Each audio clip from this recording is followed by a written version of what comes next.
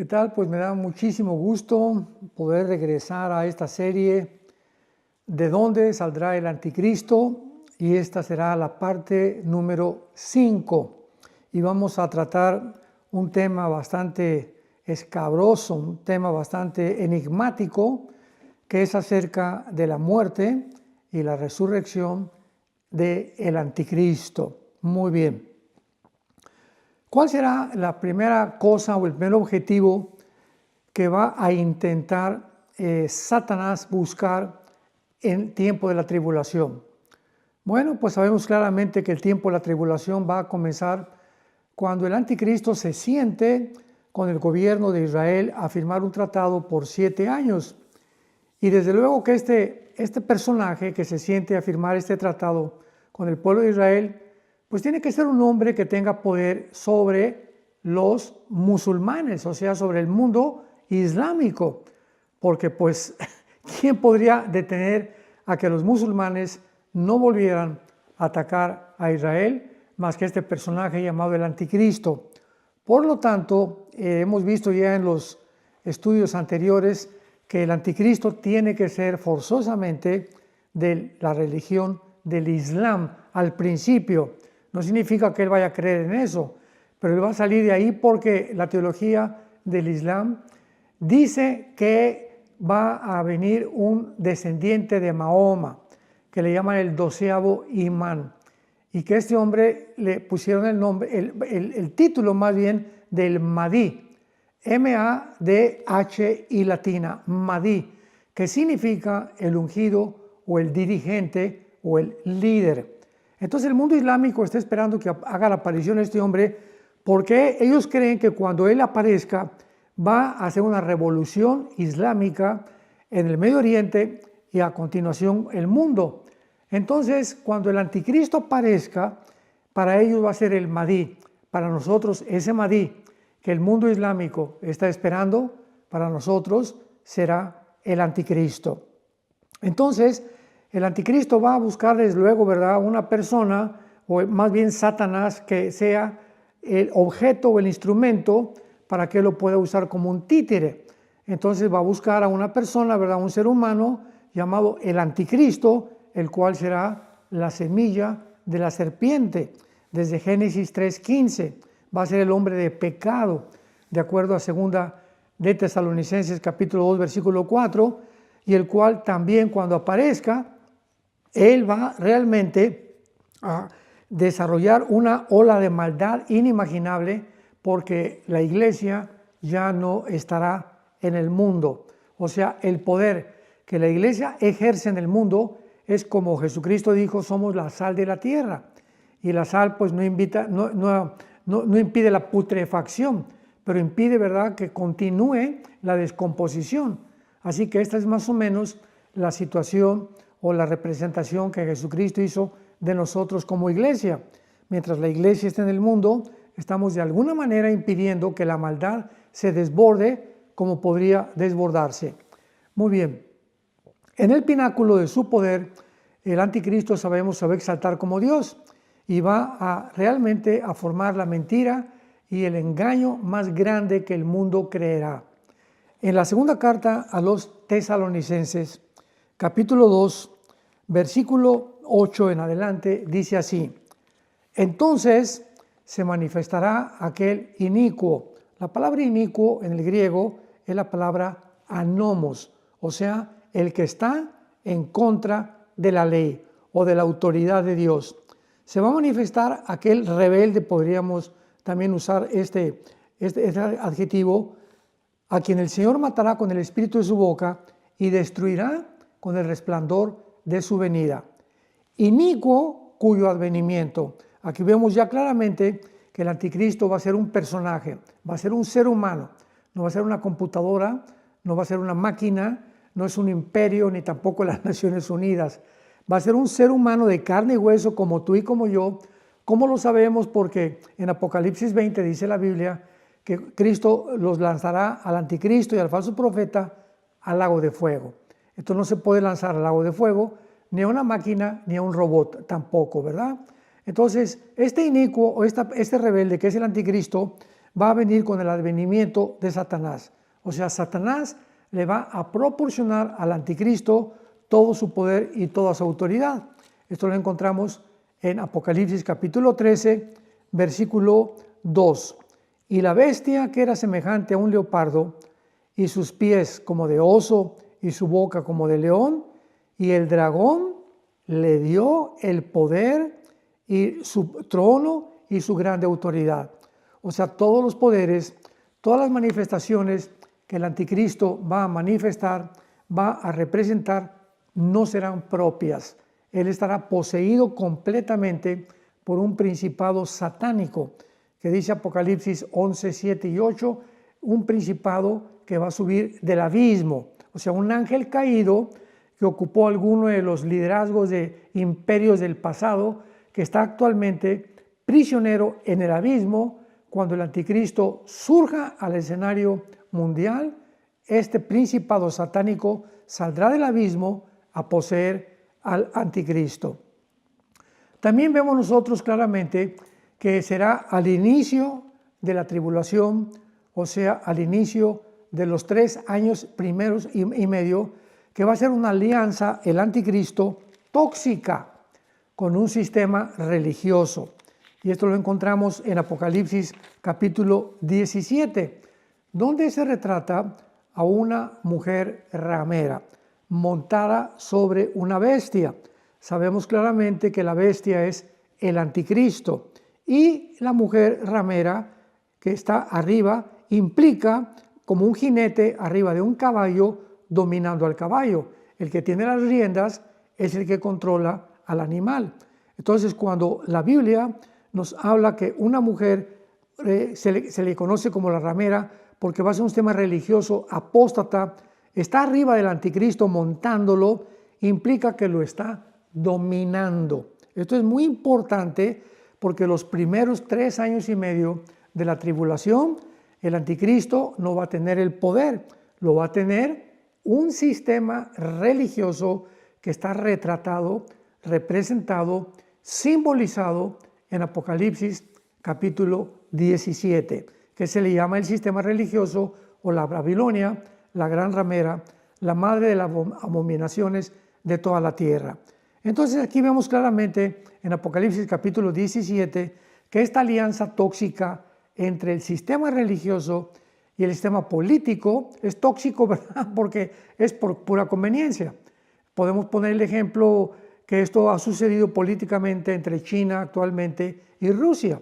Cuando Rusia trató de impedir que entrara a Ucrania a convertirse en una miembro de la OTAN, y cuando amenazó la OTAN en poner armas en Ucrania para invadir Rusia, pues Putin, ¿verdad?, inmediatamente hizo una alianza tóxica con China. Y sabemos que todas las alianzas que todas las naciones hagan a través de la historia son por intereses políticos e intereses económicos. Entonces Putin le dijo a Xi Jinping, el presidente de China, ayúdame y yo te voy a ayudar con armamento nuclear y tú ayúdame con soldados. Porque China, pues sabemos que tiene un ejército de aproximadamente 200 millones de soldados. Entonces, estas son las alianzas tóxicas, cuando son matrimonios por conveniencia, ya sea político, ya sea económico o militar. Entonces, esta alianza tóxica entre el anticristo y el sistema religioso va a durar 3 años y medio, porque a los 3 años y medio el anticristo va a volverse contra el sistema religioso que le ayudó por su influencia y por su popularidad, y dice la Biblia que su gobierno del anticristo, que estará formado por 10 naciones, 5 el oriente y 5 el occidente, van a quemar este sistema religioso. Y dice aquí en Apocalipsis 17, versículo 18, para que ya no tengamos ninguna duda respecto a quién es o a quién se le está atribuyendo o qué religión será este sistema religioso final, dice la Biblia, y la mujer, o sea, la ramera retratada arriba del anticristo en Apocalipsis 17, versículo 18, la mujer que has visto es la gran ciudad que reina sobre los reyes de la tierra. En otras palabras, en tiempos de Juan, ¿Qué ciudad era la que en casi 2/3 partes del mundo había gobernado? Y la respuesta es Roma. Así que este sistema religioso estará concentrado en Roma. Ahora bien, sin embargo, vamos a ver que habrá algunos impedimentos que se necesitarán para quitar de en medio y el anticristo tiene antes que tomar el poder. O sea, el anticristo va a necesitar quitar de en medio algunos puntos importantes y eventos importantes antes de tomar el poder control, el control total. Y el primero será, él va a tener que ser muerto o asesinado, pero será resucitado. Veamos esto en Apocalipsis capítulo 13, lo que la Biblia nos revela. Versículo 3. Vi una de sus cabezas como herida de muerte, pero su herida mortal fue sanada, y se maravilló toda la tierra en pos de la bestia, que en este caso es el anticristo. Este versículo ha dado lugar a varias especulaciones, teorías, hipótesis de que realmente no está hablando de la persona del anticristo, que está hablando de alguno de los imperios, alguna de las cabezas, porque la bestia tiene 7 cabezas y representan los imperios, y no es la persona del anticristo. Pero ¿cómo podemos salir de dudas de que realmente el anticristo va a ser herido físicamente por vamos a ver claramente que la palabra que se usa en el griego es un instrumento filoso. Está hablando de una espada, o está hablando de una daga, o está hablando de un cuchillo. Y lo vemos en el versículo 12 y 14 del mismo capítulo 13 del Apocalipsis. Y dice así el versículo 12. Y ejerce toda la autoridad, está hablando del falso profeta, ejerce la autoridad, el falso profeta, de la primera bestia, en presencia de ella, y hace que los moradores de ella adoren a la primera bestia cuya herida mortal fue sanada. Y el versículo 14 lo reenfatiza, y engaña a los moradores de la tierra con las señales que se le ha permitido hacer en presencia de la bestia, mandando a los moradores de la tierra que le hagan imagen a la bestia que tiene la herida de espada y vivió. Esto es muy importante porque vamos a examinar más detenidamente las palabras originales que se usaron en estos 3 versículos para demostrar que es algo físico y que el anticristo va a ser asesinado. Entonces, va a necesitar el anticristo ser asesinado antes de que pueda subir al poder. ¿Por qué? Porque lo dice el capítulo 13, versículo 3. Vi una de sus cabezas como herida de muerte, pero su herida mortal fue sanada y se maravilló la tierra en pos de la bestia. Entonces, el anticristo, antes de que realmente el mundo lo reconozca y pueda realmente comenzar a adorarlo, tiene que haber demostrado que fue muerto y resucitado. Y esto va a ser un evento, ¿verdad? Porque vamos a ver claramente cómo es posible que Satanás pueda tener el poder de hacer un milagro como este, de levantar un muerto, de sanar un enfermo, de hacer cosas que desaparezcan, de transformar la materia inerte y energetizarla en algo real, vivo, como cuando los brujos del faraón en Éxodo capítulo 7, recordamos que mandó Dios a Moisés y a Aarón a que le dieran una señal al faraón de que realmente Dios era el Dios de Israel. Pues aventó la vara Moisés en el suelo, y ¿qué sucedió? Se convirtió en una serpiente, pero los brujos del faraón repitieron el mismo milagro. ¿De qué nos habla esto? Que realmente no conocemos lo que es el poder de Satanás. Satanás es un querubín caído con poderes extraordinarios, sobrenaturales, que tiene el poder de energetizar la materia. Como en este caso una vara, ¿verdad? Pues no tiene vida, no tiene células como un ser vivo, pero lo convirtieron los brujos en un reptil, igual que el milagro de Moisés. La única diferencia fue que la vara de Moisés se tragó a la culebra que los brujos tuvieron, dándonos a entender que el poder de Dios es mucho más grande que el poder de Satanás. Muy bien. En segundo lugar, para que el anticristo pueda realmente tomar el poder, se va a necesitar quitar de en medio, tendrá que terminar y quitar a todas las religiones que le hagan competencia. Estamos hablando del judaísmo, del islam, del cristianismo, del hinduismo, etcétera, etcétera. Porque los primeros 3 años y medio de la tribulación, de la semana 70 de Daniel, el Vaticano, que es el sistema religioso que está en Roma, va a ser una alianza tóxica con el anticristo, y el anticristo va de alguna manera a someterse a este poder religioso que también es político, de alguna manera por la influencia tan poderosa que va a tener el Vaticano. Así que tengamos cuidado de estar atentos a lo que va a pasar en el Vaticano por el poder impresionante que va a recobrar sobre las naciones y sobre los políticos. Pero después de los 3 años y medio, el anticristo va a decir, se acabaron las religiones. Aquí el único que canta va a ser yo, el gallo giro, como decimos en México. Entonces el anticristo va a hacer a un lado a todas las religiones y él va a imponer su propia religión. Y en tercer lugar, otra cosa que va a necesitar el anticristo para quitar en medio y para que él pueda surgir al poder, va a tener que matar a los 2 testigos de Apocalipsis capítulo 11, que tal vez sean Moisés y Elías, como tradicionalmente se ha creído. Es posible que ellos sean los 2 testigos, que van a hacer milagros, van a traer fuego del cielo a la tierra, van a atormentar a los seres humanos con las señales y las plagas que van a traer, y finalmente será la bestia que sube del abismo, Apocalipsis 11, 7 y 8, la que los matará, que será el anticristo. Entonces, cuando ya el anticristo pueda demostrar al mundo que tiene poder sobre la vida, que ya las religiones no van a existir y que él va a matar a los 2 únicos últimos opositores, que son los 2 testigos, el anticristo toma el poder. Ahora sí, abordemos con detenimiento la resurrección y la muerte del anticristo.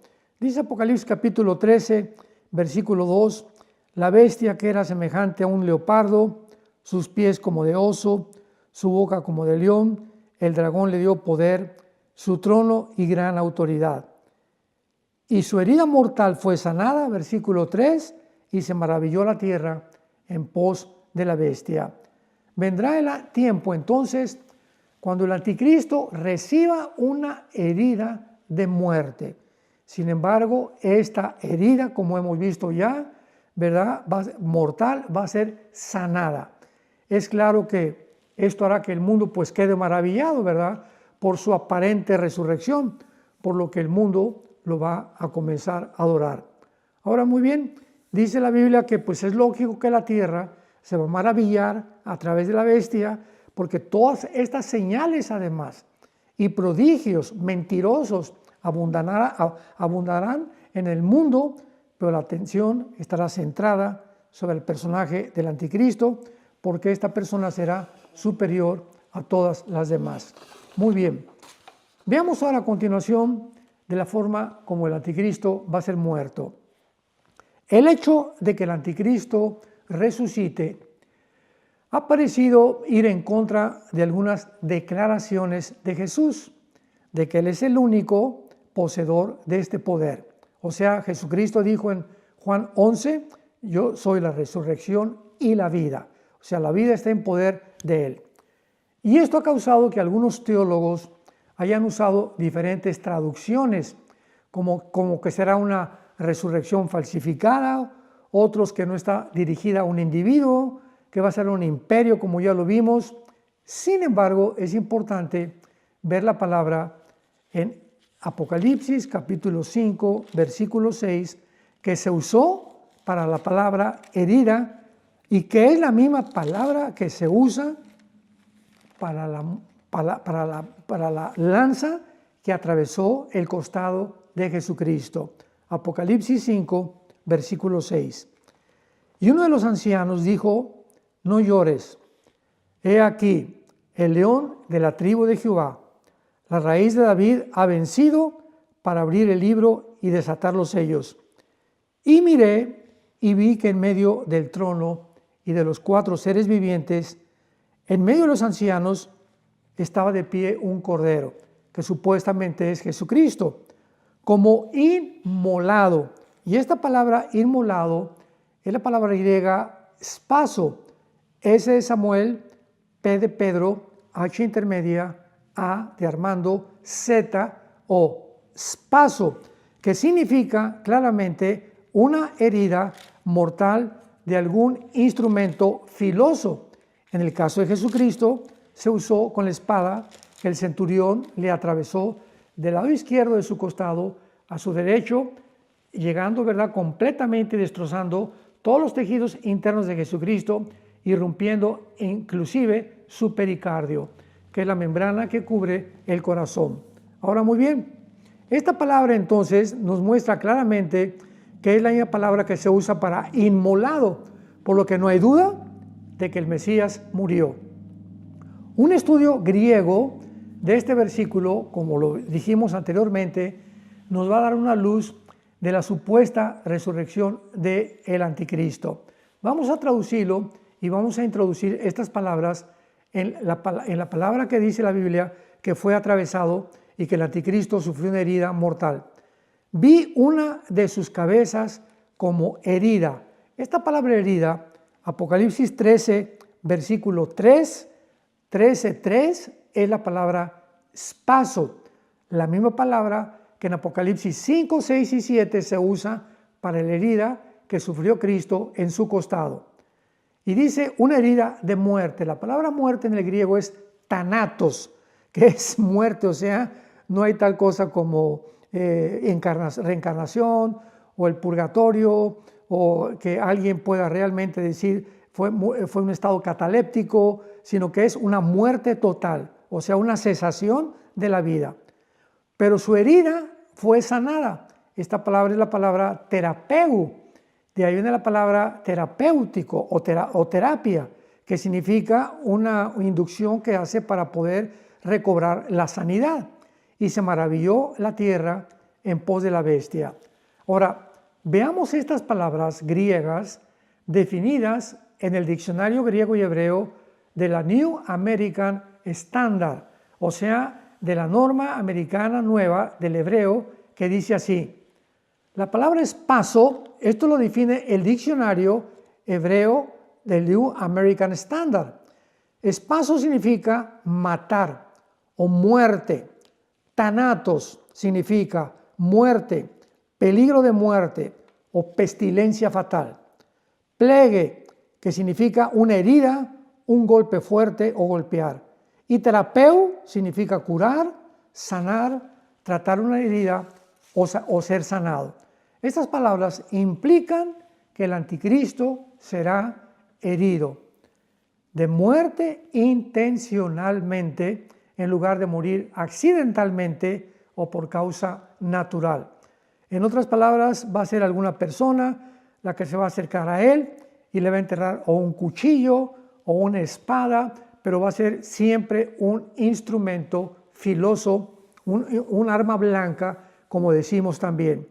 Él va a recibir esta herida mortal, va a ser completamente sanada, y recordemos que esta misma herida es claramente descrita en Apocalipsis capítulo 13, donde dice que fue sanada milagrosamente. Y finalmente, el apóstol Pablo, en su segunda carta a la iglesia de Tesalónica, capítulo 2, les manda unas palabras recordándoles a estos cristianos de la iglesia de Tesalónica, que se encuentra actualmente geográficamente en la nación de Turquía, porque en Turquía se encuentran casi todas las iglesias del Apocalipsis. Qué cosa más interesante, que ellos no tenían que preocuparse, porque en la primera carta les dijo que vendría un evento llamado el arrebatamiento de la iglesia, que también en el latín significa raptarus, o también se dice la palabra rapto. Entonces los tesalonicenses pues estaban contentos de que va a venir un día una generación de cristianos que no vamos a morir. Hasta ahorita en el siglo XXI todavía seguimos creyendo que nosotros vamos a pertenecer a esa generación, que de repente millones de personas van a desaparecer en el mundo y que vamos a reunirnos en el aire sin que Cristo toque los pies en la tierra como lo va a hacer en su segunda venida. Zacarías capítulo 14 del 1 al 5, vamos a reunirnos con Él para irnos con Él al cielo y regresar con Él en su segunda venida a establecer su reino mesiánico de 1000 años.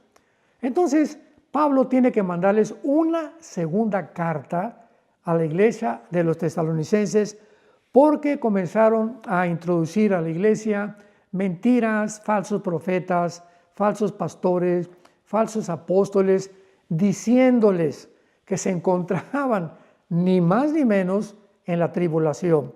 Y dice así la segunda carta a los tesalonicenses, capítulo 2. Leamos con mucho cuidado porque es muy importante lo que vamos a revelar. Pero con respecto a la venida de nuestro Señor Jesucristo y nuestra reunión con Él, les rogamos, hermanos, aquí está hablando del arrebatamiento de la iglesia.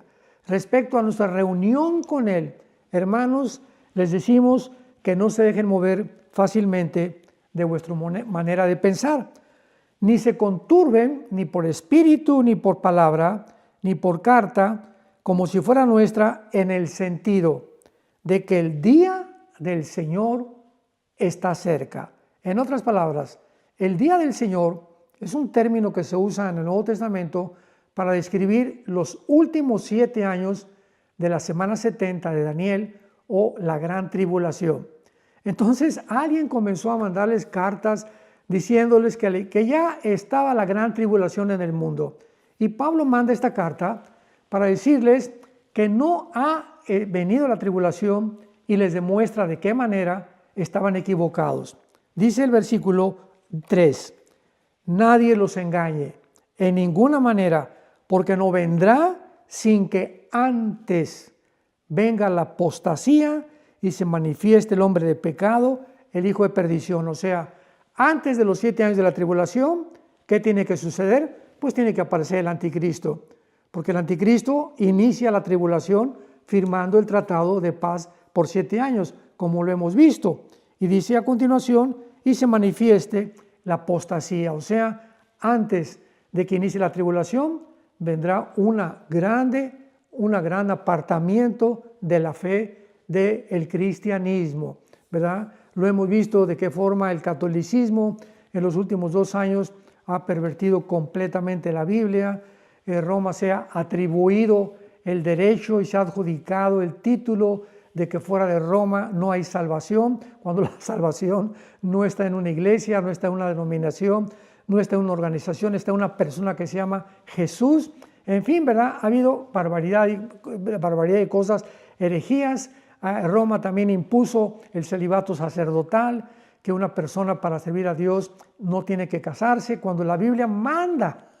El apóstol Pablo a Timoteo en su segunda carta le dice, y en la primera carta, que los obispos tienen que ser casados. Entonces, ¿de dónde sacaron ese mito, verdad? Esa tontería, ese disparate de que no deben de casarse para servir a Dios. Bueno, esta es la apostasía en la que se encuentra y hay una desviación grandísima cada vez del cristianismo.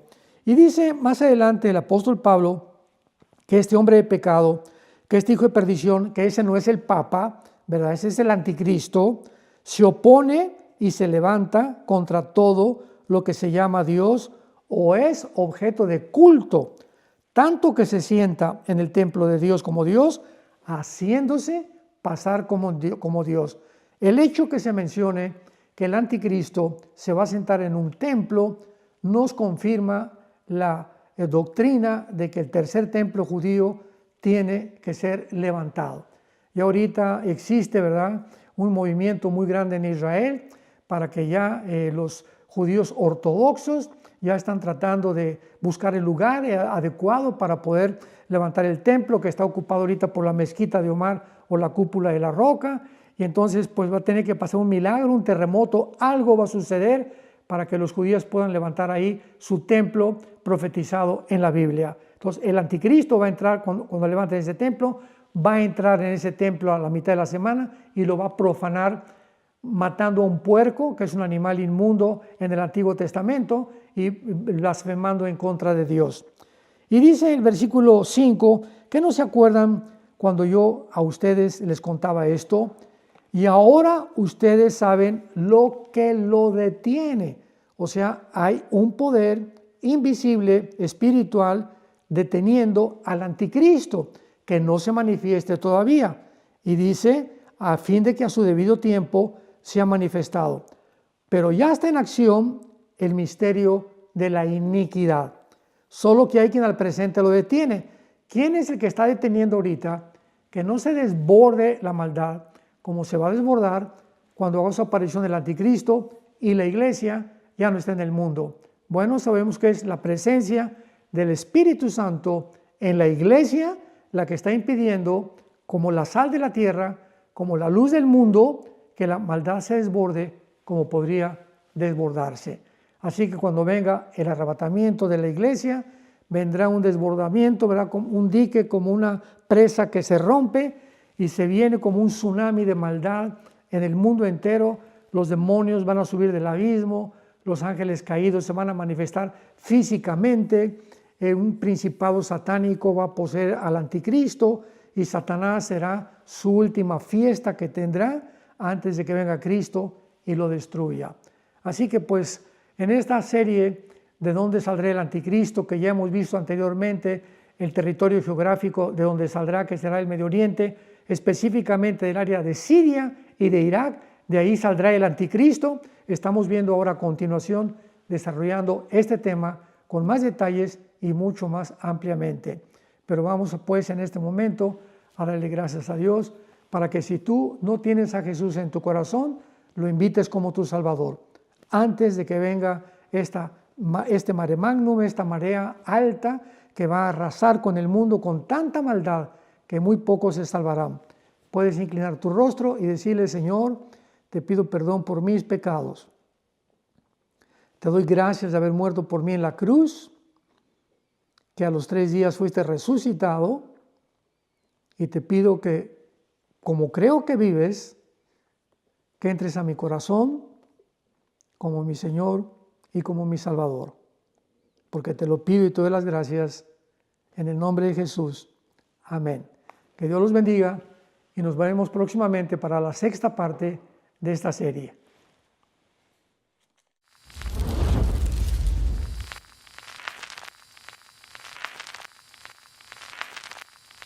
Hola, ¿qué tal? Me da mucho gusto saludarles y quisiera simplemente comunicarles que gracias a todos ustedes a través de todas las naciones del mundo que aman la palabra de Dios y que realmente están interesados en que nosotros como organización Vida Nueva para el Mundo y Armando Alducin Ministries continuemos predicando el Evangelio de la Gracia de Jesucristo y que podamos nosotros continuar haciéndolo gracias a sus donaciones.